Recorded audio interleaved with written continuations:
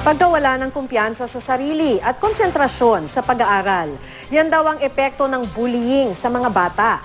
Paalala ng Department of Education, pwedeng masuspindi o mapatalsik sa eskwelahan ang sino mang mag-aaral o gurong mapapatunayang nambubuli. Makibalita tayo kay Charissa Pagtalunan ng GMA Bicol. Laging nasa honor roll ang grade 6 student na si Rose, di niya tunay na pangalan. Pero mahiyain siya at laging balisa. Tampulan daw kasi siya ng tukso ng mga kaklase. Bocha po. Ang alin? Tawag po niya sa akin. Bakit daw?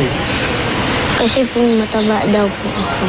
Kasi pag kumakain ka, minsan yung pagkain mo kunin nila. Parang binababoy nila. Sa isang eskwelahan sa Naga City, may ilang estudyante ring nakakaranas ng bullying. Nawawalan daw ng kumpiyansa sa sarili ang mga mag-aaral kaya apektado ang kanilang pag-aaral. Pero kasabay daw ng pag-alalay ng mga guro sa mga nabubuli, isinasailalim din sa counseling ang mga nambubuli. Kadalasan daw may problema ring pinagdadaanan ng batang nananakit. May ilang guro naman sa Cebu City na dati nang inirereklamo ng pambubuli ng ilang estudyante. Ang masasakit daw na salita mula sa guro ang dahilan kung bakit grade 3 pa lang ang 18 taong gulang ng si Rolly. Katong di kay bumubasa, uli na lang mo, pamunit lang mo glata.